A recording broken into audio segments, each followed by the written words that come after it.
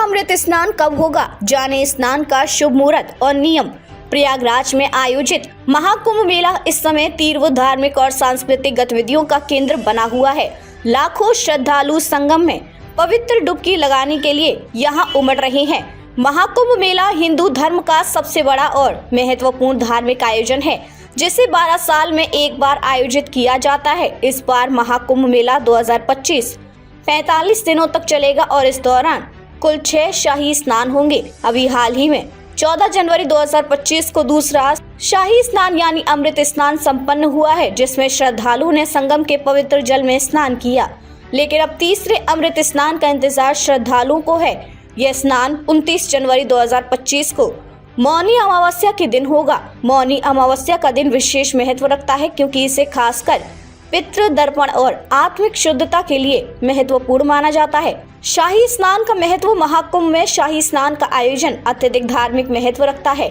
ऐसा माना जाता है कि इन स्नानों में शामिल होने से भक्तों के सारे पाप नष्ट हो जाते हैं और उन्हें मोक्ष की प्राप्ति होती है। इस बार महाकुंभ मेला 26 फरवरी 2025 तक चलेगा। महाकुंभ के दौरान विशेष दिन होते हैं, जब स्नान का महत्व कई गुना बढ़ जाता है। इन दिनों को शाही स्नान का नाम दिया जाता है। महाकुंभ मेला 2025 के शाही स्नान इस प्रकार हैं। 14 जनवरी 2025 दूसरा शाही स्नान अमृत स्नान, 29 जनवरी 2025 तीसरा शाही स्नान मौनी अमावस्या, 3 फरवरी 2025 चौथा शाही स्नान बसंत पंचमी, 12 फरवरी 2025 पांचवा शाही स्नान माघ पूर्णिमा, 26 फरवरी 2025 छठा और अंतिम शाही स्नान महाशिवरात्रि।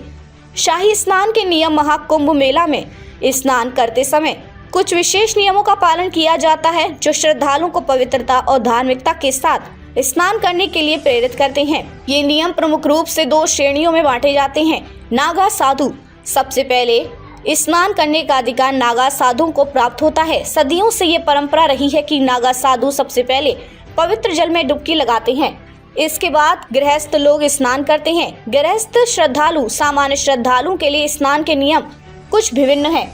नागा साधु के बाद ही गृहस्थ लोग संगम में स्नान करने के लिए जाते हैं। स्नान करते समय 5 डुबकी लगाना अनिवार्य है, तभी स्नान पूरा माना जाता है। इसके साथ ही स्नान के दौरान साबुन या शैम्पू का प्रयोग न करने की सख्त हिदायत दी जाती है, क्योंकि इसे जल को शुद्ध करने वाला माना जाता है। शाही स्नान के बाद दर्शन। महाकुंभ के शाही स्नान के बाद श्रद्धालुओं को बड़े हनुमान और नाग वासुकी के मंदिरों में दर्शन करना चाहिए। इन मंदिरों में दर्शन करने से श्रद्धालुओं की धार्मिक यात्रा पूर्ण मानी जाती है। यह मान्यता है कि यदि इन मंदिरों में दर्शन नहीं किए तो महाकुंभ यात्रा अधूरी रहती है। मौनी अमावस्या का महत्व। 29 जनवरी 2025 को होने वाली मौनी अमावस्या का शाही स्नान विशेष रूप से महत्वपूर्ण है। इस दिन श्रद्धालु संगम में डुबकी लगाकर आत्मिक शुद्धता प्राप्त करते हैं।